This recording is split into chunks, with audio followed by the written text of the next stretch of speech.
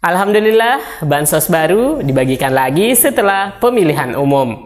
Pemerintah akan menjadwalkan pencairan bansos pasca digelarnya pemilu 2024.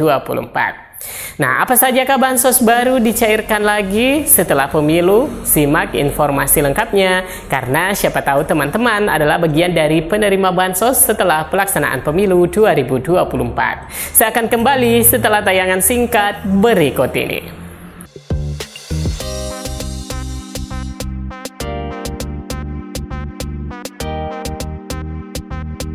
Assalamualaikum warahmatullahi wabarakatuh. Apa kabar semua teman-teman? Semoga teman-teman semua sehat selalu di tengah pergantian musim dan cuaca ekstrim akhir-akhir ini. Nah teman-teman, maraknya penyaluran bansos di bulan Februari gencar dilaksanakan. Namun menjelang pemilu ini penyaluran bansos seakan-akan senyap, apalagi memasuki masa tenang dalam rangka pemilu 2024. Namun pun senyap, bansos telah dijadwalkan pencairan setelah pemilu tentunya. Nah, beberapa bansos hari ini memang penyaluran beras 10 kg diinstruksikan untuk tidak disalurkan. Namun bantuan pangan beras dipastikan akan kembali direalisasikan setelah gelaran pemilu 2024. Sebelumnya, Badan Pangan Nasional atau Bappenas dan Perum Bulog menghentikan bantuan pangan beras pada tanggal 8 Februari hingga 14 Februari 2024. Bantuan pangan jalan lagi tanggal 15 Februari 2024, kata Direktur Utama Bulog Bayu Krisnamurti di Istana Negara Jakarta Senin 12 Februari 2024. Sebelumnya, keputusan menghentikan sementara bantuan pangan beras dilakukan untuk menghormati pemilu dan tidak mengganggu proses demokrasi serta menghindari kesan politisasi. Nah, teman-teman, menjelang pemilu memang senyap kedengarannya dalam penyaluran bansos dan beberapa bansos baru kembali akan dicairkan setelah pasca pemilu. Nah, bantuan sosial pemerintah yang dijadwalkan cair setelah pemilu yakni dari tanggal 15 Februari hingga 28 Februari. Berikut daftar bansosnya. Yang pertama, bantuan BPNT senilai Rp200.000.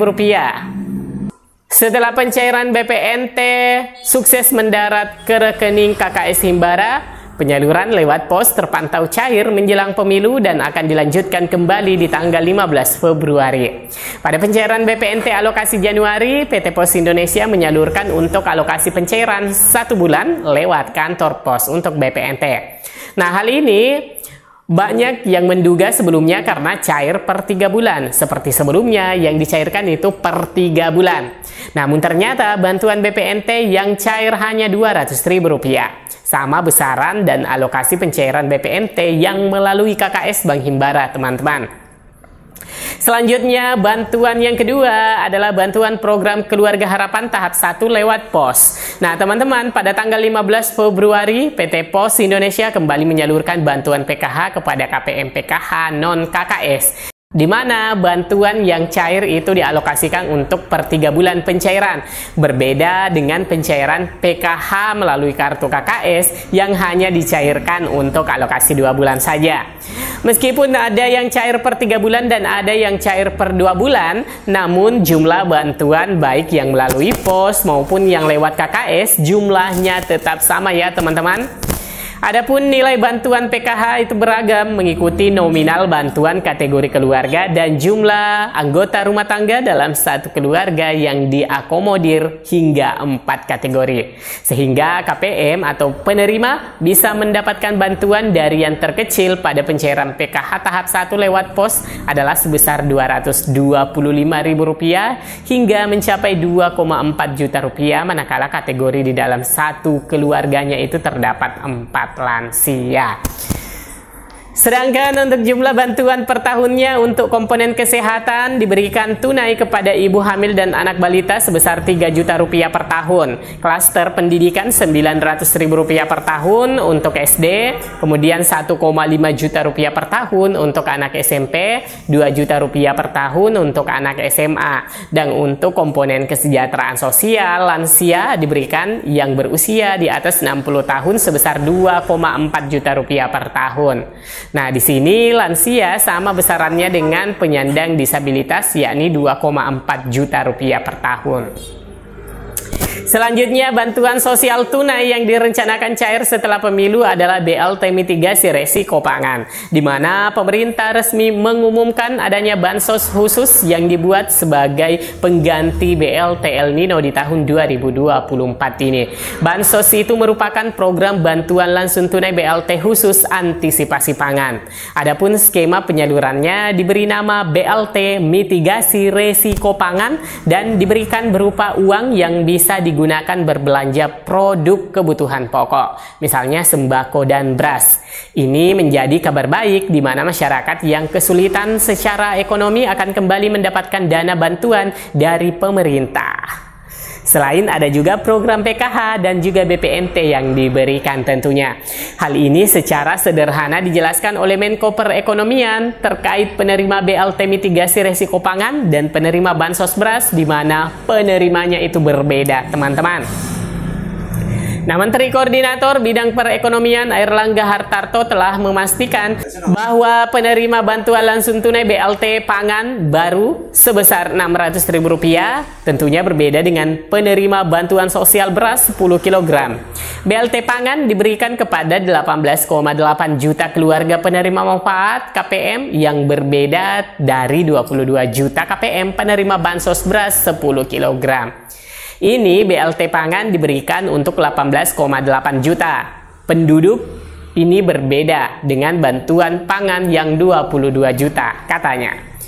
Selanjutnya teman-teman, bansos yang keempat disalurkan kembali di tanggal 15 Februari adalah bantuan beras 10 kg.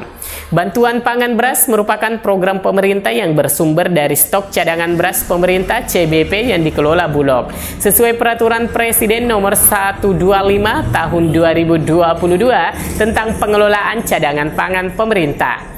Basis data penerima bantuan pangan beras yang digunakan di 2024 adalah dari data pensasaran percepatan penghapusan kemiskinan ekstrim P3KE yang dikelola oleh Kementerian Koordinator Bidang Pembangunan Manusia dan Kebudayaan Kemenko PMK.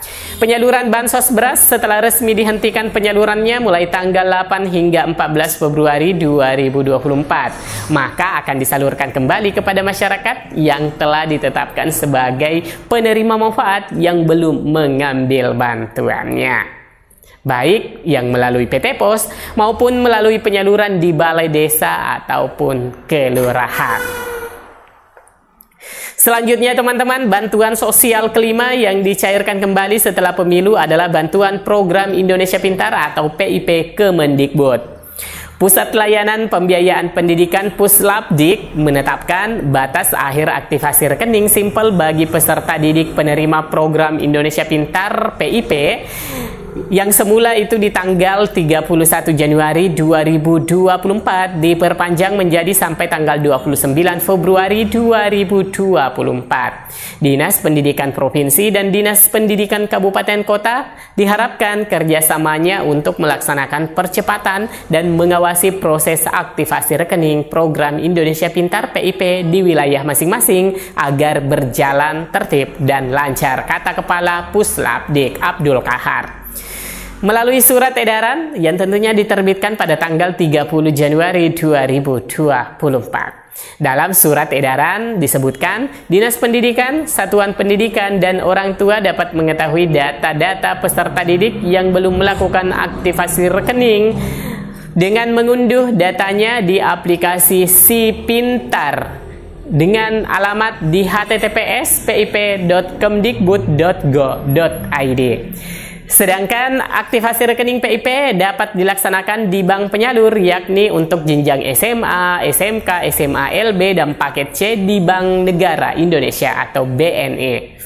Untuk jenjang SD, SMP, SDLB, SMPLB, paket A dan paket B di Bank Rakyat Indonesia BRI. Dan khusus Provinsi Aceh, semua jenjang di Bank Syariah Indonesia atau BSI. Nah teman-teman, jadi sedikitnya 5 bansos yang cair setelah pemilu 2024 hingga akhir Februari 2024. Semoga berita ini bermanfaat. Saya Amran undur diri, sampai jumpa di video selanjutnya. Wassalamualaikum warahmatullahi wabarakatuh.